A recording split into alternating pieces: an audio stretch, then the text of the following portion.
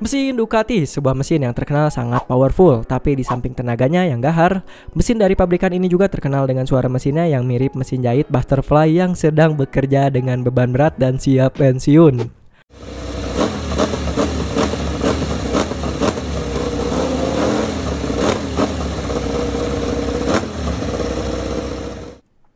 Nah, salah satu penyebab mesin Ducati berisik itu seperti yang udah sering kita bahas di video sebelumnya, yakni tentang penggunaan katup desmodromic yang memiliki banyak sekali friction di bagian silinder headnya.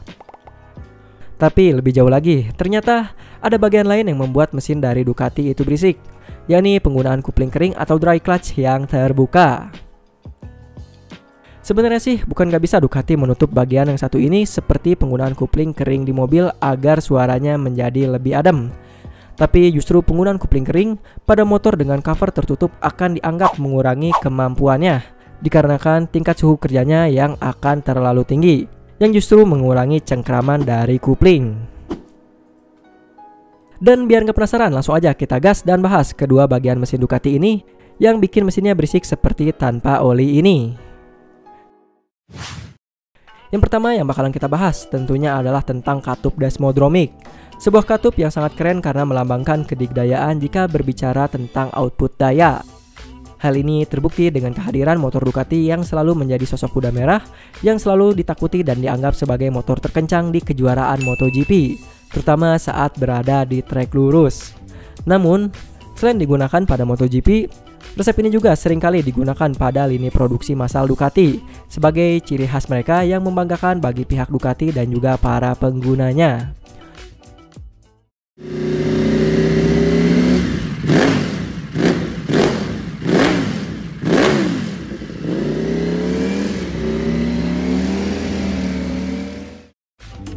Hal ini juga seperti yang dibilang oleh mantan pentolan desainer motor Ducati, yaitu Chief Designer and Technical Director of Ducati pada tahun 1950-an, Fabio Taglioni.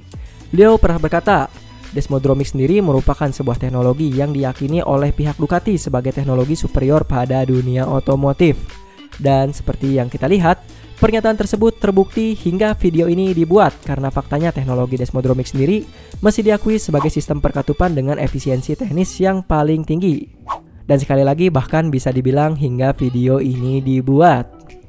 Karena sudah menjadi fakta, sistem perkatupan dari pabrikan lain juga belum ada yang bisa mengalahkan desmodromic dari semua sisi, terutama jika berbicara tentang daya. Contohnya seperti pneumatic valve yang sekarang banyak digunakan pabrikan lainnya pada MotoGP, ataupun mungkin pre-valve yang banyak sekali digunakan pada kendaraan-kendaraan hypercar. Yang dimana kedua teknologi modern dan mutakhir ini belum bisa mengalahkan desmodromic secara penuh dan menjadikan eksistensi desmodromic hingga saat ini masih belum tergoyahkan. Hal tersebut didapatkan dari mekanisme kerjanya seperti tidak adanya penggunaan spring atau valve atau perklep yang membuat kinerja mesin menjadi begitu ringan. Untuk mekanisme detail kerjanya sendiri udah pernah kita bahas secara khusus menggunakan simulasi 3D dan linknya seperti biasa kita taruh di kolom deskripsi. Nah, balik lagi ke pembahasan. Sekarang kita akan berbicara perihal konstruksi. Secara singkat, desain khusus dari desmodromic sendiri memiliki dua rocker arm pada setiap valve-nya, yang dimana kedua rocker arm ini nantinya akan digerakkan oleh sebuah camshaft yang memiliki dua cam lobe atau cam profile dengan tugasnya masing-masing, yakni untuk membuka dan menutup katup tanpa bantuan dari perklep atau spring klep. Hasilnya, tanpa menggunakan spring atau perklep, maka kasus seperti valve floating pada sebuah mesin 4 stroke atau 4 tak tidak akan terjadi. Dan bersamaan dengan itu juga, mesin pun dapat digeber dengan aman hingga limitnya. Dan sampai di sini pasti ada yang bakalan bertanya, apa itu valve floating? Valve floating sendiri adalah gejala di mana klep atau valve telat menutup karena spring atau perklep yang tidak mampu mengimbangi tingginya RPM mesin. Dan seperti yang kita semua tahu, hal ini selalu menjadi kendala mekanisme sistem perkatupan pada umumnya, yang alhasil sistem katup umum akan sulit untuk mengejar keunggulan power yang dimiliki oleh desmodromic. Tapi tentunya, dengan segala keunggulan tersebut, desmodromic juga punya keterbatasannya sendiri. Salah satunya adalah masalah suara mesin yang menjadi lebih berisik jika dibandingkan dengan mesin-mesin yang menggunakan sistem katup dengan spring atau perklep.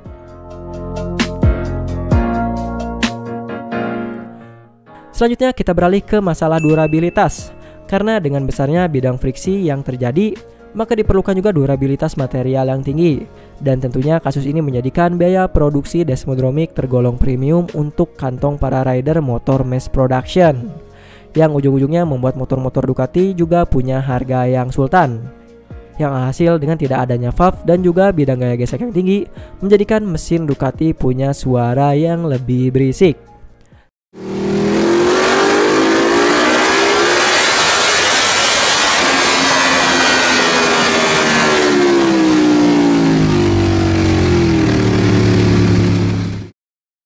Oke, sekarang kita bahas ke faktor yang kedua seperti yang sempat kita mention di awal tadi, yakni masalah dry clutch atau kupling kering.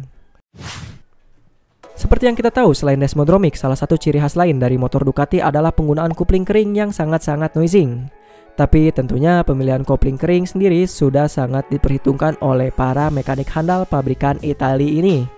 Yang dimana sistem kupling ini sendiri terkenal dengan keunggulannya pada kendaraan yang memiliki orientasi kecepatan, karena dipercaya bisa menyalurkan daya dari mesin jauh lebih baik dan bertenaga dibandingkan dengan kopling basah yang banyak beredar saat ini. Oleh karena itu, kopling ini juga sering disematkan Ducati pada motor-motor mereka yang berorientasi kecepatan, seperti Superleggera V4, Panigale V4R terbaru, dan pastinya Desmo CDC GP.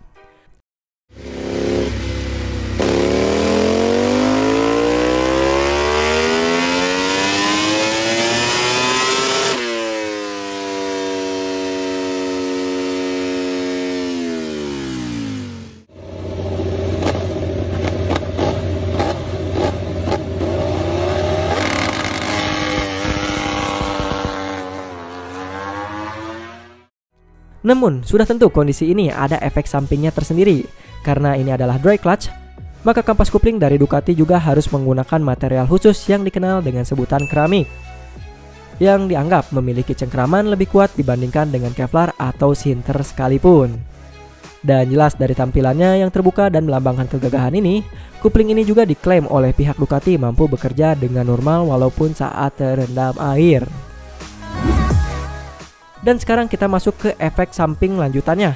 Dengan kupling yang terbuka seperti ini menjadikan kupling dry clutch sangat terkenal bising seperti mesin jahit yang hampir rontok dan siap untuk pensiun. Belum lagi debu kupling akan sangat berbahaya bagi pernapasan, serta diperlukan juga perawatan yang rutin setiap 10.000 km. Dan karena kekurangan inilah, plus Euro dunia yang sudah mulai membatasi bisingnya suara mesin juga, mulai dari tahun 2007, motor-motor besutan Ducati mulai beralih ke kupling basah dengan teknologi uniknya sendiri, yang dimana diberi nama sebagai APTC, dengan kepanjangan Adler Power Torque Plate Clutch. Tapi mungkin sih menurut kita efek terbesarnya karena nggak lolos razia polisi negeri Konoha. Padahal sih itu kondisinya udah pakai knalpot standar.